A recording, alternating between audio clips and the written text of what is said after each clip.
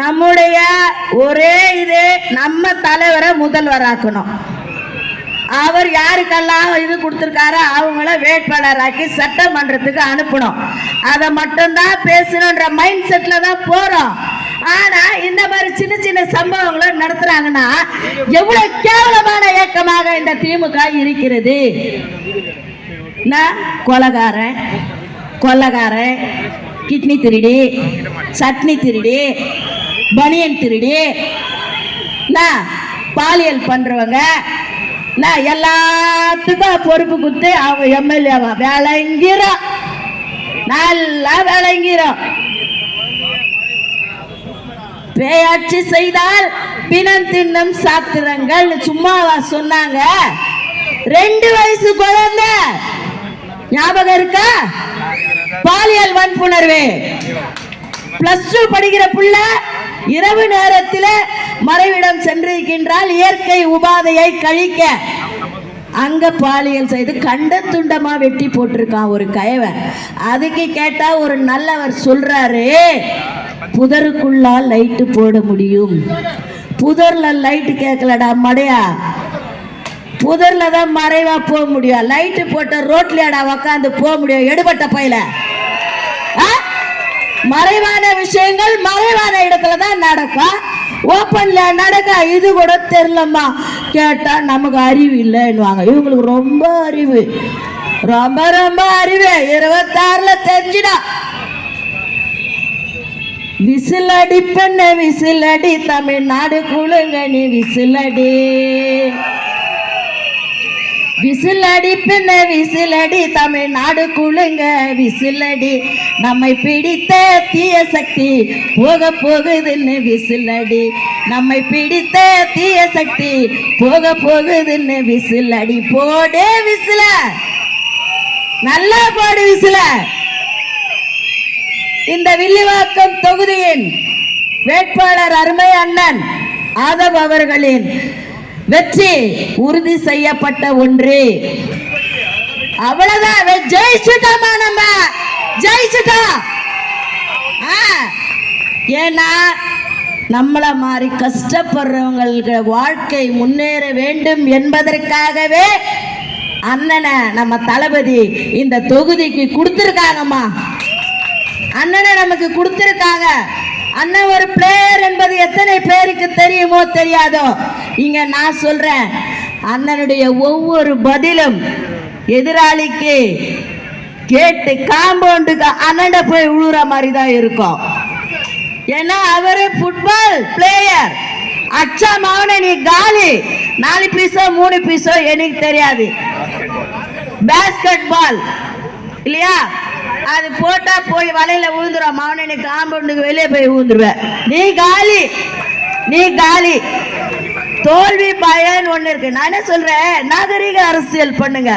உங்களுடைய நிறைகளை சொல்லுங்கள், குறைகளை சொல்லுங்கள். எதிர்ப்பவர்களை தரம் குறையாம பேசுங்க. எப்படின்னா அதை விட்டுட்டு இது மாதிரி நேத்து நான் கூட போனேன். பெரம்பூர் தொகுதியில முடிச்சுட்டு தலைவர் வில்லிவாக்கம் தொகுதி போறாரு. போகும்போது பார்த்தா கேஸ் எல்லாம் ஏத்துன வண்டி நிக்குதுண்ணா, குப்பை வண்டி நிக்குது, ஆட்டோங்க நிக்குது. எப்பவுமே வராது இந்த இலவச பஸ் போயினே இருக்குது. எப்பவுமே வராது, இன்னைக்கெல்லாம் நிக்கணும்.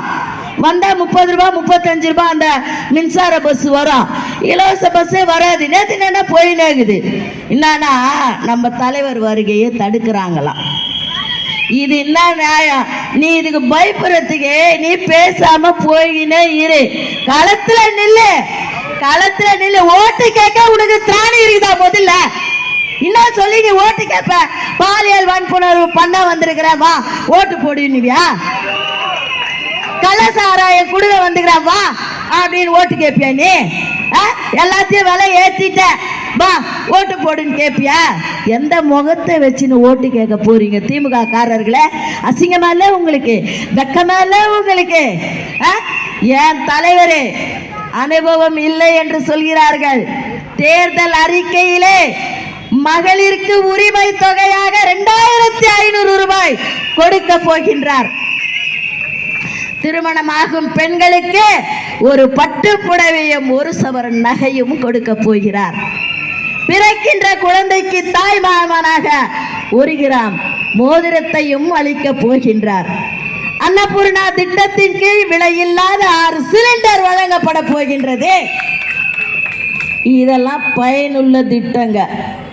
இவங்க என்னன்னா ஏதோ ஒரு கார்டு கொடுக்குறாங்களாம். அந்த கார்டில் மிக்சி, கிரைண்டர், ஃப்ரிட்ஜு இதெல்லாம் யார் வீட்லேயுமே இல்லையா? நான் கேட்குறேன், யார் வீட்லேயுமே இல்லையா? அதுக்கு ஒரு 8000 ரூபாவா? ஏன்னா என்ன பண்ணுறது, கோடி கணக்கில் சம்பாதிச்சிட்டாங்க. 8000 கொடுக்கறது பெரிய விஷயம் தான். அதுக்கு தான் நம்ம தலைவர் சொன்னார், எவ்வளோ குத்தாலும் வாங்கிக்கிங்கம்மா, ஓட்டை போட்டுருங்க. அது இங்க பாருங்க, எவ்வளவு வயசு வித்தியாசம் இல்லாம சின்ன பசங்க அருகில இருந்து அக்கா வரைக்கும் நாகரிக அரசியல நடைபெற சொல்லிக்கிட்டு இருக்கிறோம். ஆனா நீங்க என்ன பண்ணீங்க? நேற்று பெரம்பூர்ல வெற்றி தலைவர் அப்படி வலது கால எடுத்து வைத்து தன்னுடைய பரப்புரையை தொடங்குறார். கொளத்தூருக்கு வர பாரபட்சம் இல்லாத பாதுகாப்பை காவல்துறை கொடுத்திருக்கணும். ஆனா இன்னமும் எனக்கு தெரிஞ்சு 8-10 காவல்துறை அதிகாரிகள் தவிர வேற யாரையுமே டிரான்ஸ்பர் பண்ணல. ஒரு கோட் ஆஃப் கான்டக்ட் வந்துட்டா அனைத்து முக்கியமான அதிகாரிகளும் டிரான்ஸ்பர் பண்ணணும். எலெக்ஷன் கமிஷனுக்கு வேலை பார்க்க வேண்டிய அதிகாரிகளில் சிலர் இன்னமும் அதிகாரத்திற்கு பயந்து முதல் முறை முதலமைச்சர் மதிப்பிற்குரிய மு.க. ஸ்டாலின் அவர்களுடைய காப்பந்த அரசல்ல காட்டு தர்பாருக்கு கட்டுப்பட்டு வேலை செய்து கொண்டு இருக்கிறீங்க. எழுதி வைத்துக் கொள்ளுங்கள், 20 நாளில் இந்த சர்க்கார் முடித்து வைப்பார்.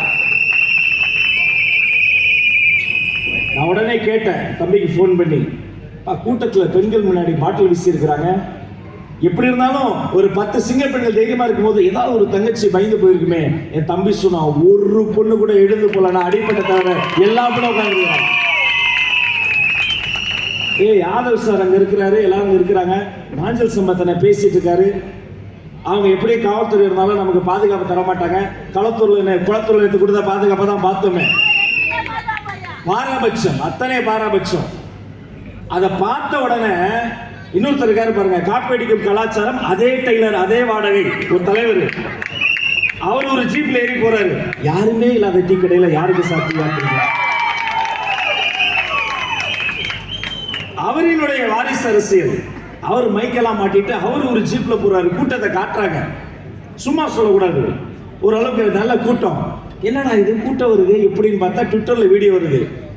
1-200 வாங்கிக்க.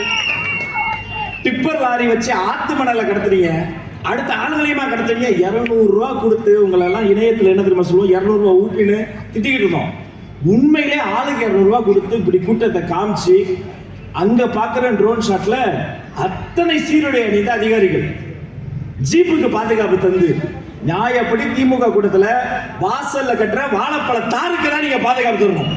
புடிச்சு உருவி, என்னடா இது மதுரைக்காரனுக்கு வந்த சோதனை பிடிச்சி ஆட்டி பந்தலோட எடுத்து. நான் போன் பண்ணி கேட்டேன், ஏய் வந்துட்டு இருக்கேன்டா. பெண்கள்லாம் யாரும் இல்லையா, ஒருத்தர் எழுந்திரிக்கலாம், உட்கார்ந்து இருக்கிறாங்க. தலைவர்களுக்கு இந்த பிரச்சனை இல்லை, ஒன்றும் பிரச்சனை இல்லைடா. அவங்க பாதுகாப்பு தெரியலையே கோட்டை விட்டாங்க, என்னடா பண்ணீங்க? ஆனா எல்லா பெண்களையும் உட்கார வச்சுட்டு சுத்தி நாங்க அண்ணனு நாங்க நிக்கிறோம்டா, தமிழக வெற்றி கழகத்தினுடைய பசங்க நிக்கிறோம். அங்க நின்று இது வரைக்கும் இவங்க சாதாரண ஆள் கிடையாது. வெள்ளை சட்டை போட்ட இவங்க தான் எங்களுடைய போலீஸ், இவங்க தான் எங்களுடைய காவலர்கள். தலைவரின் வார்த்தையில சொல்றேன், இவர் வெறும் வேட்பாளர் அல்ல, இந்த பூமிக்கு கிடைத்திருக்கிற காப்பாளர், இந்த தொகுதி கிடைத்திருக்கிற காப்பாளர் ஆதரவு தான். ஆட்சி அதிகாரத்திற்கு சவால் விட்டுக் கொண்டிருக்கின்ற ஆதவ அருகினர் என்கின்ற ஆற்றல் வாய்ந்த படை வீரனை எங்கள் தலைவர் அண்ணன் விஜய் அவர்கள் அறிவித்திருக்கிறார். அந்த படை வீரனை வீழ்த்துவதற்கு, களத்திலே எதிர் நின்று வீழ்த்துவதற்கு திராணி இல்லாத கோழைகள் கற்களையும் பாட்டல்களையும் எடுத்து நீங்கள் வீசுகிறீர்கள் என்றால் அதை பார்த்து அச்சப்படக்கூடிய கூட்டம் தளபதியின் கூட்டமா? அச்சமில்லை, அச்சமில்லை, அச்சம் என்பதில்லையே. உச்சி மீது வானிடிந்து வீழுகின்ற போதிலும் அச்சமில்லை, அச்சமில்லை, அச்சம் என்பதில்லையே. அச்சமில்லை, அச்சமில்லை, அச்சம் என்பதில்லையே.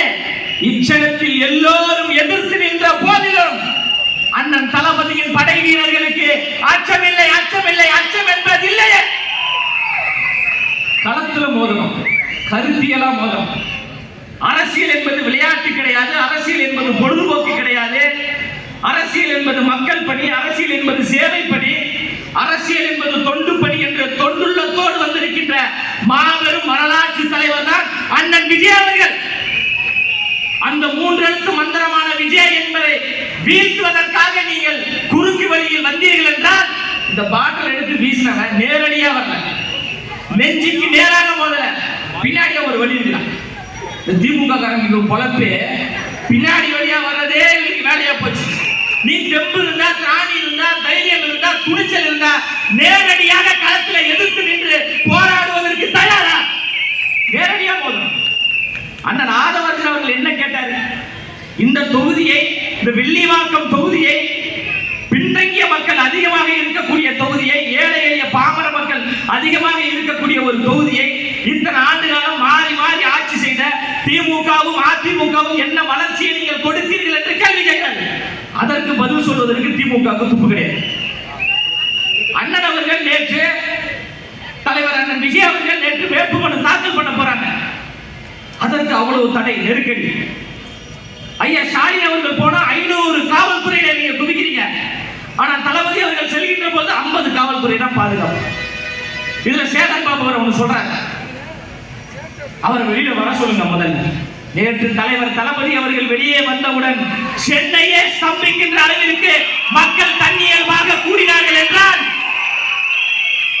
மக்கள் நேசிக்கக்கூடிய ஒரு தலைவர், மக்கள் விரும்பக்கூடிய ஒரு தலைவர், இந்த தமிழ்நாட்டு மண்ணை ஆட்சி செய்யக்கூடிய தலைவர் அண்ணன் விஜய் அவர்கள் என்பதை சென்னை மக்கள் உணர்த்திவிட்டார்கள். ஒளத்தூரில் இருந்து அண்ணனால் வெளியே செல்ல முடியாத அளவுக்கு ஒளத்தூர் மக்கள் எல்லாம் தன்னியல்பாக அன்பை அள்ளி தெளித்தார்கள் என்றால், புரட்சி தலைவர் எம்ஜிஆர் அவர்களுக்கு பிறகு மக்களால் நேசிக்கப்படக்கூடிய ஒரே தலைவர் தமிழ்நாட்டில் எங்கள் அண்ணன் விஜய் அவர்கள் மட்டும்தான். வாக்குறுதிகள் சொன்னீங்க, 505 வாக்குறுதிகள் சொன்னீங்க. எத்தனை வாக்குறுதிகளை நீங்க நிறைவேற்றினீங்க? நிறைவேற்றல.